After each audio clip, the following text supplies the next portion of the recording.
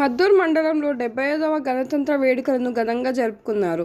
వివిధ పాఠశాలలకు చెందిన విద్యార్థులు స్వతంత్ర సమరయోధుల వేషధారణలతో పూరా వీధుల్లో తిరుగుతూ పలువురిని ఆకట్టుకున్నారు. విద్యార్థులు ఆటపాటలతో అలరించారు. అనంతరం పలు పాఠశాలల్లో క్రీడా పోటీలలో గెలుపొందిన విద్యార్థులకు బహుమతులు అందజేశారు. ప్రభుత్వ కార్యాలయాల్లో జాతీయ జెండాను ఎగురవేశారు.